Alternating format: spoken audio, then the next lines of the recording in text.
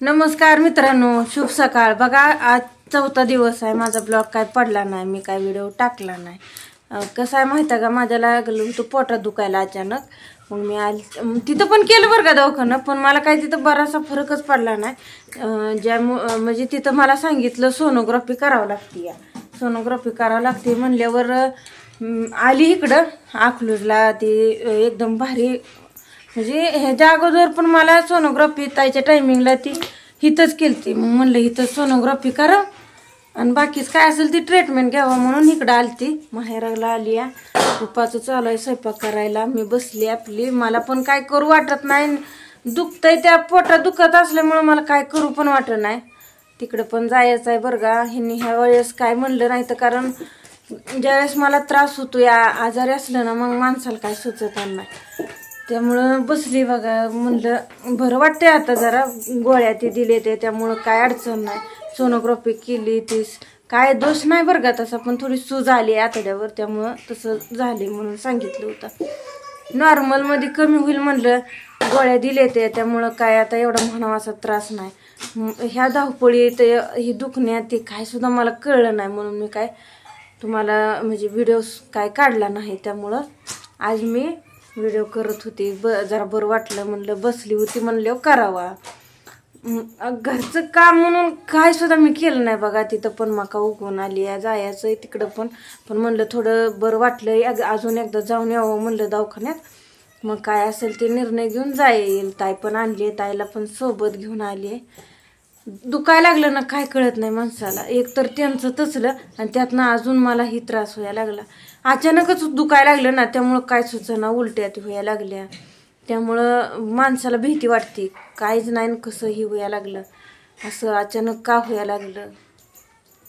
आता माणसाला घरी कोण दिसत नाही, पण गेली ती तिकडं, तिच्या पण वडिलांचं ऑपरेशन केलंय, बघायला गेली आहे। मला म्हणत होती तू आली नको, तुला पण त्रास होतोय, पुरी पण आहे त्या, ध्यान ते ठेवावं लागतं या। म्हणलं मी काय लक्ष ठेवीन म्हणलं, रूपा काय तिचे ते सगळं हँडल करते, तिचं काम बघते, बाळाला पण झोपवलंय म्हणली, स्वयंपाक करून घेते, तुम्ही बसा म्हणले, चहा ती करून दिला तिनं, बिस्किट ते खाल्लं आणि काय असेल ते गोळ्या घेतल्या होत्या सकाळच्या, दुपार संध्याकाळी असं टायमिंगवर गोळ्या असतात त्या। पुरी पण आहे त्या, खेळते त्या। अण्णा पण म्हणलं येतो, अण्णा यायचं इथं उद्या, आज म्हणजे काल गेले ती, जाय एक दिवस लांबचा प्रवास आहे, त्यामुळं ही होतंयच की उशीर लागतो या। मग खरंच बरं का, प्रकृती बरी तर सगळं बरं आहे बघा। चांगलं काय तर चालत होतं, मका ती टाकून घेतली होती, सगळं व्यवस्थित चालू होतं, पण अचानक ते मला तसा त्रास व्हायला लागला, त्यामुळं मला यायला लागलं नवा चालता न्यायला, त्यामुळं आली इकडं। पण आली की काय असेल ते सगळं केलं या, पोटात पण राहिले आता, बऱ्यापैकी राहिले या बरं का। असं चालायला येत नव्हतं, असं इतकी प्रकृती माझी खराब झाली। आता इथं आल्यावर पण म्हणजे कसं फरकच राहतो की, हे पण म्हणलं जा काय असेल ते बघ, मी आहे इथं तोपर्यंत। तिथं पण धावपळ उठली या, तिकडं पण कार्यक्रम ते आहे, जायचं पण आहे, पण थोडं आपले पण लक्ष द्यावं लागते आपल्याकडं पण। तिथं राहून तर तिथं काहीच करता येईना मला, मग तिथं राहून तर काय करायचे होते मी। मग पण आले उगून म्हणून सांगत होतं, काय खारुट्या ती ताप देते त्या, पण म्हणलं लक्ष ठेवा येतं, काय असेल ते थोडं कुठं तर ॲडजस्ट करावं लागते माणसाला, सगळं अचानक सगळं होत नसतं। त्यामुळं रूपात चालू आहे बघा स्वयंपाक, बसली होती मी पण तिच्यापाशी, मन पण रमत नाही व काय तर, मग ते आपल्याला सवय असते काय ना काय करायची, पण बसून बसून पण लय वैताग आला, नको वाटायला लागलं। पण म्हणलं ती पण म्हणली बसा ताई काहीच करू नका, करू पण देत नाही, नको म्हणते, तुम्हाला त्रास होतोय म्हणल्यावर कशाला उगाच। आता बरं तरी, नाहीतर कशाकडं माझं लक्ष नसायचं, नको वाटायचं, कुठलंच काम करू वाटत नसायचं, असं एका साईडला बसून वगैरे। आणि मला त्रास म्हणजे पोटाचा सहनच होत नाही, त्यात ते तसं होतं या। ताई पण हवा चालू आहे तिचं पण काय तर काय तरी बरं का, ह्यातनं पण सगळ्यातनं पण रूपाचं लय लक्ष असतं पुरींकर, त्यांना सगळं व्यवस्थित जिथले तिथं, तिला पण लोड होतोय, लेकरं आहे ती दोन असून पुरी बारकं लेकरू आहे तिचं, आणि त्यात नाही आई घरी, ती पण गेली या.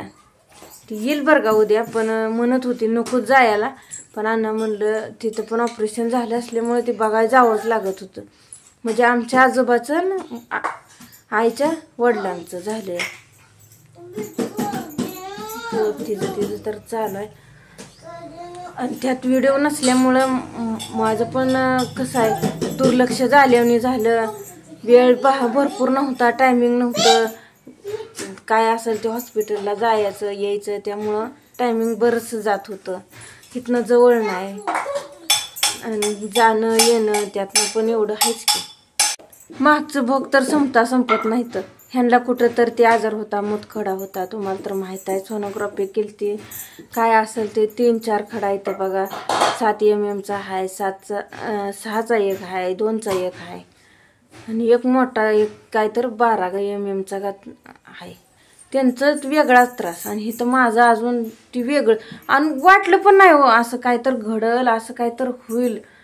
पण ते, आणि ताई पण घाबरायला लागली ज्यावेळेस मी इकडं निघायला आली. मी म्हणलं होतं थांब तिथं पप्पापाशी, तर नाही म्हणली मम्मी तुझ्याबरोबर यायचं आहे.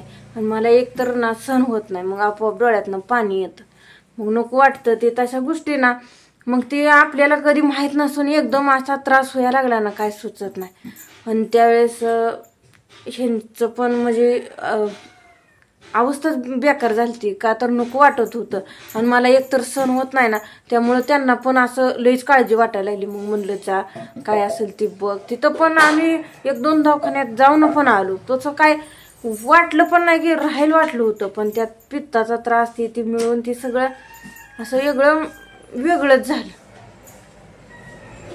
आता पण बरं वाटतंय बरं का, पण काळजी राहते तिकडून पण.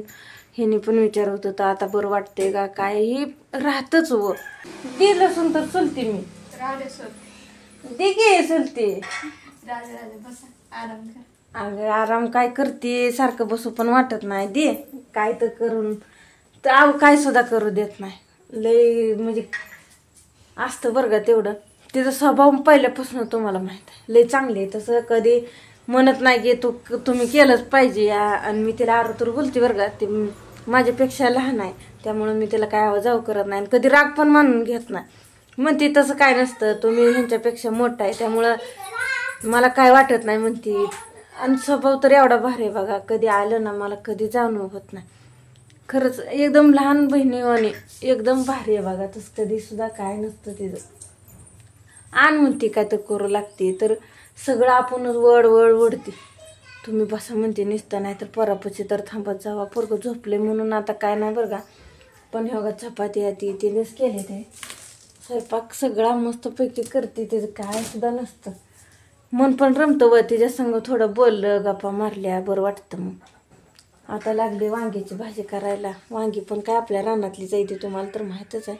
म्हणली थोडी वांग्याची भाजी ती करते, दुपारी जेवण करा म्हणली, काय असेल ते. आता काय चहा ती करून दिलं तर तिनं, मग तेवढंच घेतला या.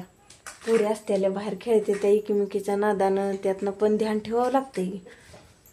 ती भाजी झाली म्हणजे काय असेल ते कपडं धुवून घेतली म्हणजे सगळं मग कामच झालं. नवाला पण जायचं आहे कामाला, त्याच्यात पण बरं आहे दिवसभर घरी असतो ती, पण पुरीसनी ते लक्ष ठेवा येतं त्याला. संध्याकाळी 8ला जाऊन पहाटे 5:30ला 5ला येतो, त्यामुळं काय दिवसभर असेल ते तिचं टायमिंग गावतं या.